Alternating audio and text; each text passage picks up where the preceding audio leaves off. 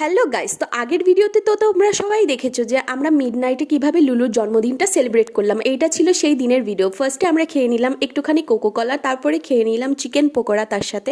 আর সবার সাথে গল্প গুজব হচ্ছিল আর খাওয়া দাওয়া হচ্ছিল, তো খুব ভালো কাটছিল সময়টা। আমার সারা জীবন মনে থাকবে, কারণ এই পিজিতে আমি 2 বছর থেকেছি আর এত সুন্দর বন্ডিং আমার এদের সবার সাথে হয়ে গেছে যে কি আর বলবো। সবসময় মনে হয় যে পুরো ফ্যামিলির মতন। তারপরে আমরা চলে আসলাম কেক কাটিং সেশনে। কেকটা ভীষণ সুন্দর ছিল, ব্ল্যাক ফরেস্ট কেক ছিল, কারণ লুলুর ওইটা ফেভারিট কেক তাই। তারপরে সবাই মিলে কেক কাটিং করলাম, খাওয়া দাওয়া হলো, আর এইভাবেই কাটলো সারাটা দিনটা। তারপরে আমরা রাত্রির বেলা ডিনার করতে চলে আসলাম, আর ডিনারে ছিল তোমার ভেটকি মাছ, ফিশ ফ্রাই, আর ছিল পোলাও, মাটন, ছোলে ভাটুরে, এই সব জিনিসপত্র ছিল। সবাই খুব মজা করছিলাম আর এইভাবে